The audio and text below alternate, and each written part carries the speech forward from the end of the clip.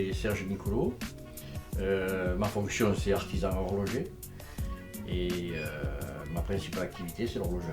L'horlogerie, d'abord, il faut être très patient et minutieux, ça c'est une chose. C'est surtout de ne pas avoir peur de recommencer maintes et maintes fois le travail, parce qu'on ne réussit pas toujours du premier coup.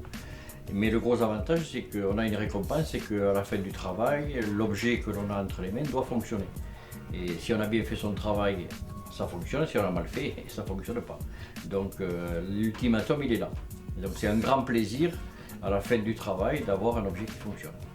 Et puis le grand plaisir aussi, c'est d'avoir le client satisfait et d'avoir un objet qu'on a remis un peu en service.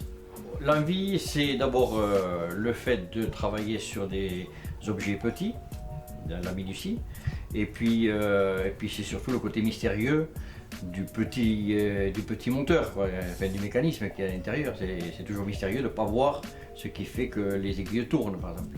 Donc c'est ça qui m'a intéressé. Et c'est assez, quand on commence à y mettre le nez dedans, c'est vrai qu'on a du mal à s'en sortir.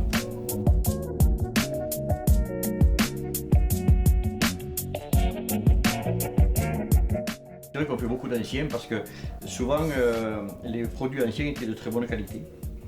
Et on a des horloges ou des montres qui ont au minimum entre 30 et 40 ans et qui repartent pour autant de temps parce que c'était bien fait.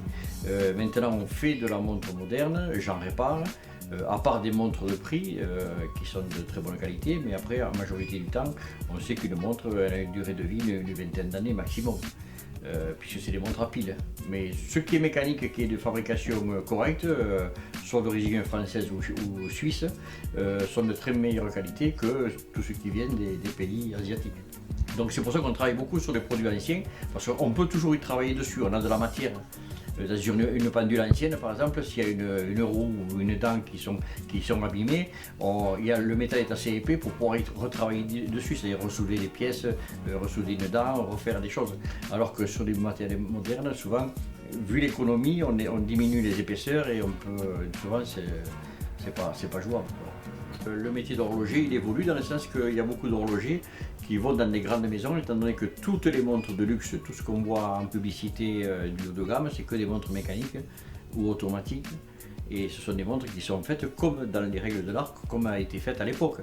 Donc il y a un suivi et il y a une qualité de travail qui est autre.